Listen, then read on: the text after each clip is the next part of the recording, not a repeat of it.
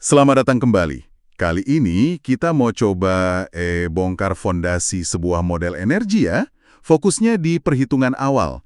Jadi, sebelum sistem mulai ribet ngurusin penyeimbangan listriknya, sumber kita masih dari dokumen teknis yang sama yang merinci langkah-langkah awal ini.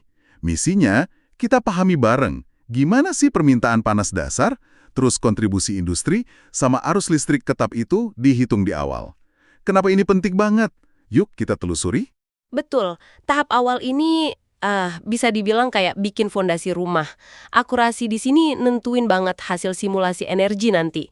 Kalau di awal udah meleset dikit, ya ke belakangnya bisa jauh bedanya. Oke. Mari kita mulai dari yang paling luar dulu kali ya. Langkah pertama itu kan hitung impor sama ekspor listrik yang sifatnya tetap. Kok tetap? Maksudnya gimana tuh? Gini, tujuannya itu untuk misahin dulu pengaruh pasar listrik luar yang volumenya udah disepakati atau ya diasumsikan nggak terlalu fluktuatif lah selama simulasi. Biar modelnya bisa fokus ke dinamika di dalam sistemnya.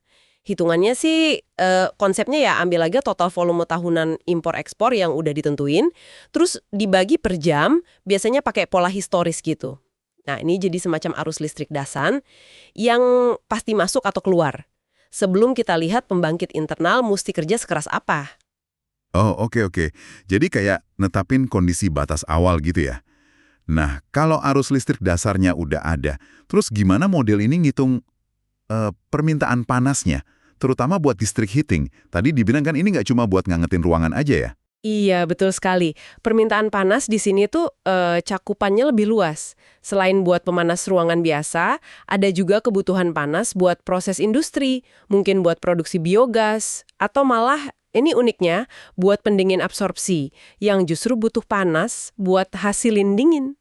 Nah, model ngitung total kebutuhan panas per jam per area layanan gitu ya, district heating group, caranya ya dijumlahin aja kebutuhan tahunan semua komponen tadi, terus dibagi per jam sesuai profil penggunaannya masing-masing.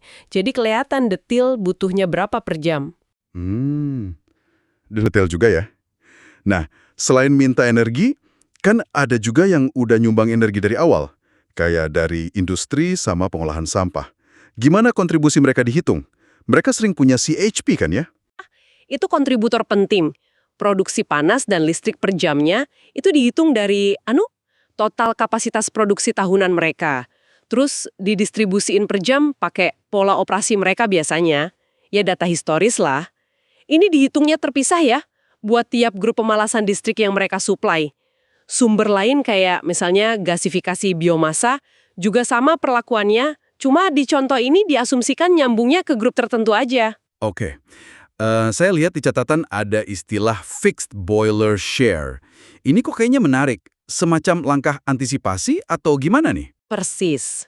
Ini cara pinter buat ngakalin keterbatasan model. Kan model sering pakai unit produksi rata-rata ya. Jadi agak susah buat simulasiin kalau tiba-tiba ada satu pembangkit yang katakanlah trip atau gangguan.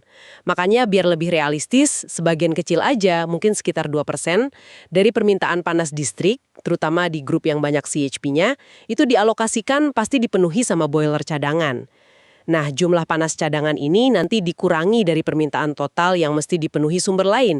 Tapi nanti jumlah ini juga yang akan ditambah ke total beban kerja boiler.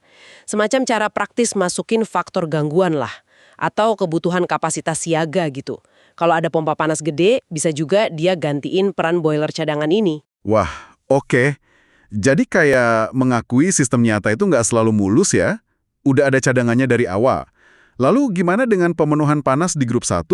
Katanya ada perlakuan khusus. Bedanya apa? Grup 1 ini, di contoh ini ya, dia punya urutan prioritas sumber yang jelas, panasnya dipenuhi dari 4. Panas surya, terus CHP industri, panas dari sampah, baru terakhir kalau kurang pakai boiler pemanas distrik. Modelnya hitung dulu kontribusi dari 3 yang pertama tadi, per jamnya, berdasarkan potensi atau data inputnya, nah baru sisanya kalau masih kurang itu ditanggung sama boiler. Kalau ternyata dari 3 sumber pertama aja udah cukup, atau malah lebih, ya boilernya diam aja, nggak perlu nyala di jam itu. Ini nunjukin gimana model bisa simulasiin prioritas pemakaian energi gitu. Jadi, jelas ya sekarang kenapa perhitungan awal ini penting banget buat Anda yang mungkin pakai atau analisis model energi. Ini kan penentuan kondisi awal.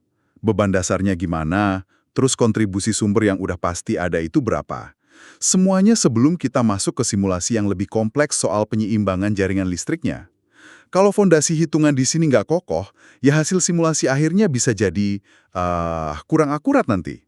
Iya, dan yang menarik dicatat itu gimana model ini berusaha nangkep kerumitan sistem energi nyata dari awal.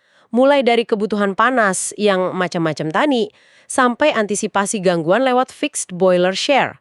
Semua detail ini dibangun jadi dasar sebelum simulasi utamanya jalan. Ini nunjukin pentingnya kualitas data input sama asumsi awal ya. Nah, sebagai penutup nih, mungkin ini bisa jadi bahan pemikiran buat Anda. Seberapa sensitif sih hasil akhir simulasi energi itu sama asumsi-asumsi awal kayak gini? Contohnya, gimana kalau persentase fixed boiler share tadi kita ubah? Atau pola distribusi permintaan panas per jamnya ternyata nggak pas sama kenyataan di lapangan? Seberapa besar efeknya ke prediksi kebutuhan pembangkitan? Atau mungkin biaya sistem keseluruhan? Ini pentingnya validasi asumsi dasar dalam pemodelan.